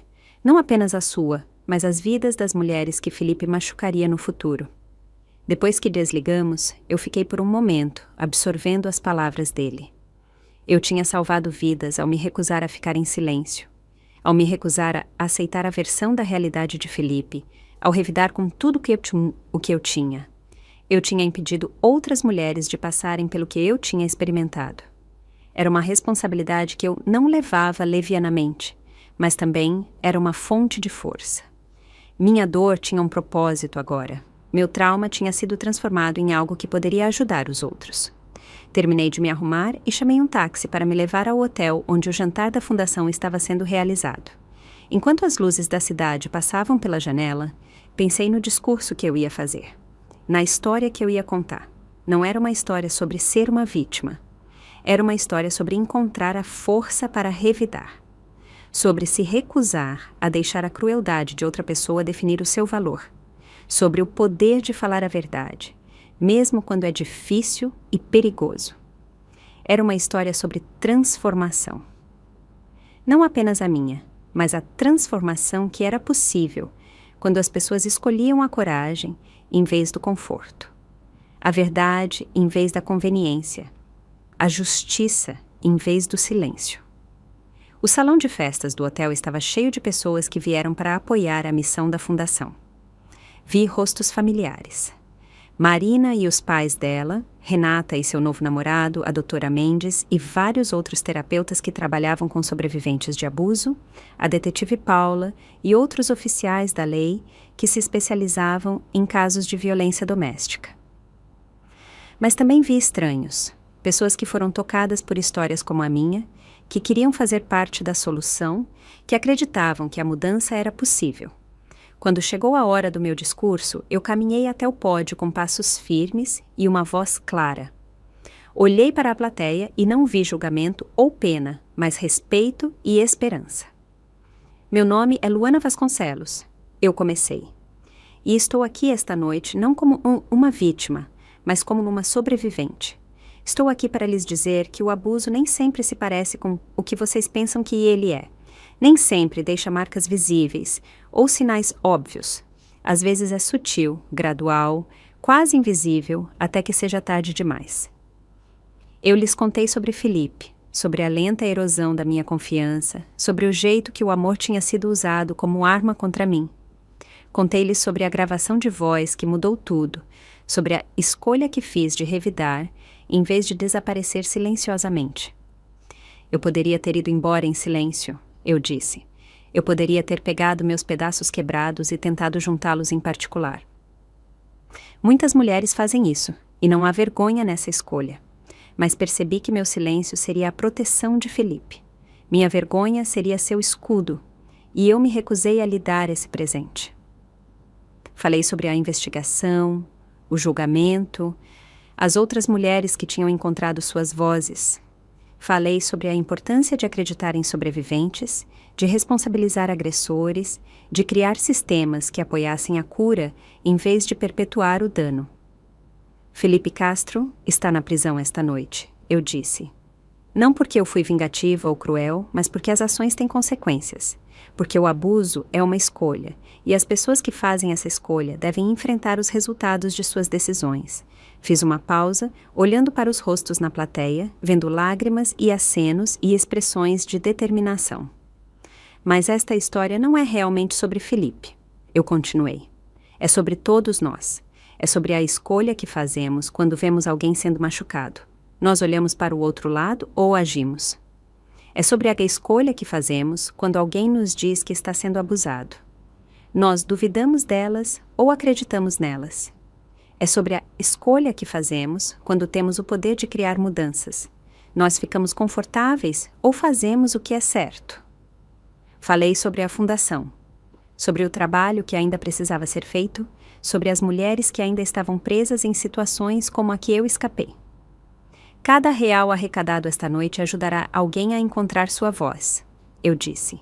Cada programa que financiamos dará a alguém as ferramentas de que precisa para reconstruir sua vida. Cada abrigo que apoiamos fornecerá segurança para alguém que pensava que não tinha para onde ir. Quando concluí meu discurso, senti algo que não experimentava há anos. Completa e total confiança em quem eu era e no que eu estava fazendo. Não sou a mesma mulher que viveu com medo por meses. Eu disse. Não sou a criatura quebrada e patética que Felipe Castro tentou criar. Sou alguém que aprendeu que a força não é sobre nunca cair. É sobre se levantar, falar sua verdade e se recusar a deixar a crueldade de outra pessoa definir o seu valor. O aplauso foi estrondoso, mas, mais importante, foi genuíno. As pessoas não estavam aplaudindo por pena ou educação. Elas estavam aplaudindo porque foram tocadas, inspiradas, motivadas a agir. Depois do jantar, enquanto eu recolhia minhas coisas para ir embora, uma jovem se aproximou de mim. Ela parecia ter uns 20 e poucos anos, com olheiras escuras e uma energia nervosa que eu reconheci imediatamente. Senhora Vasconcelos, ela disse baixinho. Me desculpe por incomodar, mas eu queria agradecer pelo seu discurso, por tudo no que a senhora fez. Você não está me incomodando de jeito nenhum, eu disse gentilmente. Qual é o seu nome? Sara, ela disse. E eu acho que posso estar em uma situação como a sua. Estava com meu namorado. Tenho inventado desculpas para ele, dizendo a mim mesma que não é tão ruim, mas ouvi-la esta noite. Ela parou, lágrimas enchendo os olhos dela. É tão ruim, não é? Ela sussurrou. Quando alguém te faz sentir como se você fosse louca por ter sentimentos, quando eles controlam o que você veste e quem você vê, quando eles te fazem pedir desculpas por coisas que não são sua culpa. Isso não é normal, é? Não, eu disse firmemente. Não é normal e não é sua culpa, e você merece muito melhor. Passei a próxima hora conversando com Sara, dando a ela recursos, ajudando-a a fazer um plano de segurança, conectando-a com pessoas que poderiam ajudar. Enquanto havia ir embora com o cartão de visitas da doutora Mendes e o número de um abrigo local, senti a profunda satisfação que vem de saber que sua dor foi transformada em propósito. Foi por isso que eu revidei, não apenas por mim mesma, mas por Sara e por todas as outras mulheres que precisavam saber que não estavam sozinhas, não eram loucas, não eram inúteis. Felipe Castro tentou me destruir. Mas em vez disso, ele criou algo que nunca poderia ter imaginado. Uma mulher que era inquebrável, incalável e absolutamente comprometida em garantir que mais ninguém sofresse do jeito que eu sofri. Gostou da minha história e de qual cidade está ouvindo? Vamos nos encontrar nos comentários. Se você gostou da história, pode me apoiar enviando um super thanks para que eu possa continuar trazendo mais histórias como essa. Já te agradeço muito pelo apoio. Estou esperando seus comentários sobre a história. No vídeo, você pode ver 2 novas histórias de vida que eu recomendo de coração. Tem muito mais no meu canal, não esquece de se inscrever. Até a próxima história de vida, com carinho e respeito.